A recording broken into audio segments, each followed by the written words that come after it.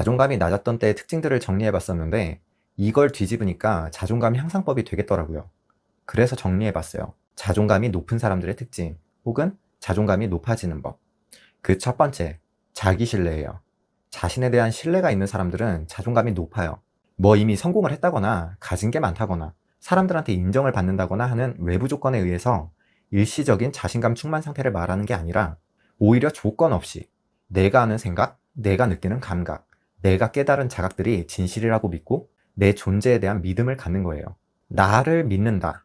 굉장히 쉬우면서도 어려운 말인데요. 뭔가를 믿는데 가장 쉬운 방법은 증거를 찾는 방법이 있어요. 뭐 명품 가방이 진품인지 짝퉁인지 확인하려고 보증서를 확인한다거나 어떤 음식점이 맛집인지 판단하려면 실제 먹어본 사람들의 리뷰를 확인한다거나 범죄자의 죄를 확정하기 위해 CCTV나 지문이 남은 증거 자료들을 모은다거나 뭐 이런 증거들도 믿음을 심기에는 충분하지만 쉬운 방법일 뿐이지 좋은 방법이라고 할 수는 없어요. 조작의 가능성, 위증의 가능성, 반증이 나타날 가능성들을 배제할 수 없고 충분히 깨질 수 있는 믿음이기 때문이에요.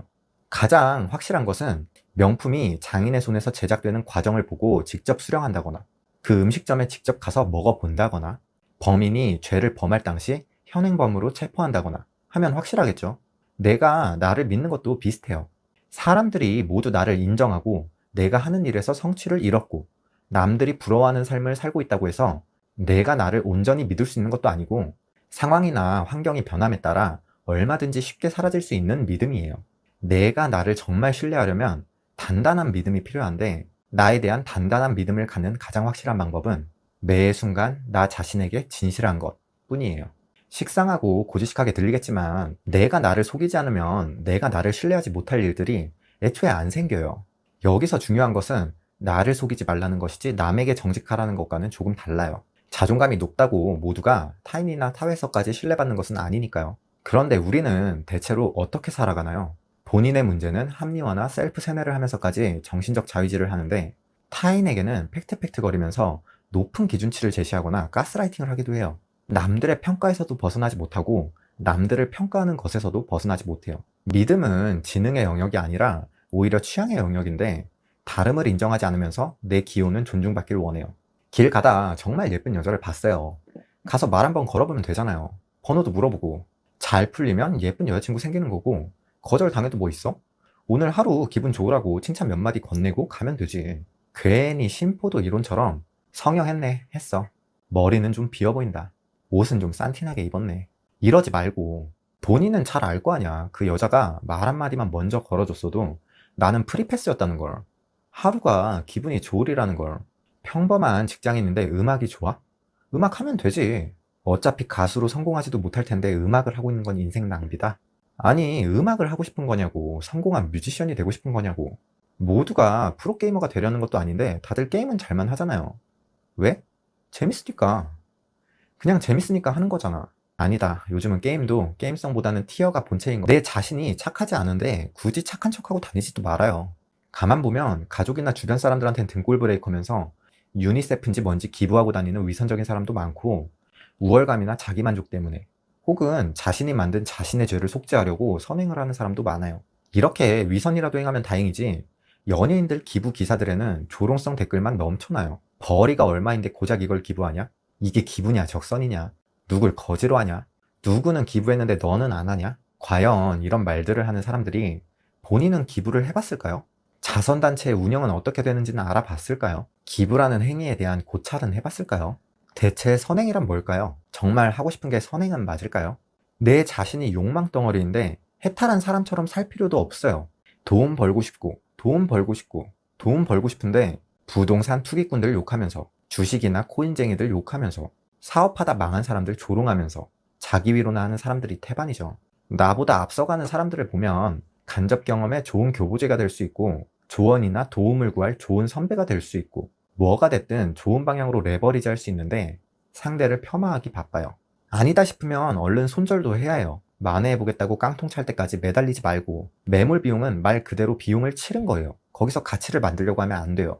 이미 영화표를 샀으니까 이 영화는 재미있어야만 한다고 고집 피울 필요가 없어요. 저 같은 경우도 시험 성적에 맞춰 학교나 전공을 선택하다 보니까 뭐 하는 과인지도 정확히 모르고 갔어요. 근데 처음에 그 작은 선택이 스노우볼을 굴리더라고요. 4년 등록금이 아까워서, 공부한 게 아까워서, 이 졸업장으로 이력서 넣을 수 있는 회사들에 대한 기회가 아까워서, 이렇게 살다 보니까 자동으로 그냥 인생이 결정돼 버리더라고. 진짜 매번 눈앞에 있는 선택지에서 대충 나아 보이는 걸 골라가는 인생이었어요. 무슨 알고리즘 마냥 그냥 내 인생이 정해진 방향으로 유도되더라고요. 그러면서 저는 무슨 생각을 했을까요? 이게 현실이구나. 현실은 실전이구나. 다들 이렇게 사는구나. 이게 인생이구나. 아니라고. 억울하지도 않아? 하고 싶은 대로 살아보지도 못하고, 아니 심지어 하고 싶은 게 뭔지도 모른 채로 살다 가는 게? 제가 돈 거리는 영상들을 많이 찍어서 오해하실 분들도 있는데, 월급쟁이들을 비하하는 게 아니고, 평범한 가장들을 비하하는 게 아니고, 사회 구성원으로서 자부심을 갖고 사는 사람들을 비하하는 게 아니에요. 왜냐? 그런 사람들 중에도 자존감 높은 사람들이 있어요. 진짜 자신이 원하는 것을 찾았으니까. 정말 사랑하는 사람과 가정을 이루고 행복하게 사는 사람들도 있더라고. 퇴근 후에 소소하게 맥주 한 캔 마시면서 글 쓰면서 행복해하는 사람도 있어요. 본인의 일에 자부심을 갖고 장인 정신으로 일하는 사람들도 있어요. 이런 사람들이 자존감이 낮겠냐고.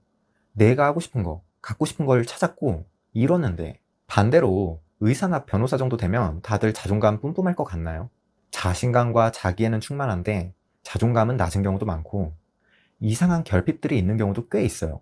사회적 지위나 보상이 자신이 진정으로 원하던 게 아니었던 경우도 있고, 그 지위나 보상이 노력에 비해 훨씬 작다고 느끼는 경우도 있고, 일 자체가 너무 힘들다는 경우도 많고, 선함과 베품의 상징이었던 의료행위나 변호행위가 돈과 시스템에 의해 철저하게 자본주의 밑에서 운영된다는 게 회의감이 드는 경우도 있고, 그렇다고 의사나 변호사 때려칠 수 있느냐?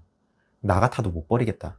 요새 성적 최상위권의 학생들은 죄다 의대 지원한다는데, 자신과의 대학 끝에 의사를 꿈꾸는 친구가 몇이나 되겠냐고요. 오히려 이런 유능한 친구들이 자기 신뢰를 이루고 진정 자신이 원하던 길을 찾았을 때의 포텐셜은 상상을 초월하지 않을까요? 매몰 비용 측면에서 안타깝고 기회 비용 측면에서 아쉬워요.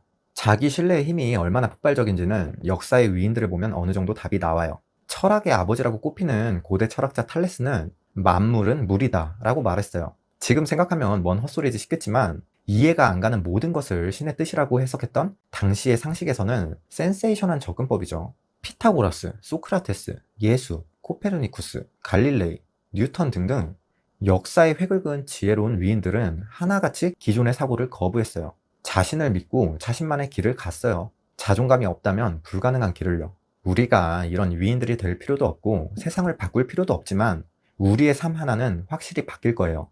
나를 믿기 시작한다면. 생각대로 존재하자. 나북이었어요.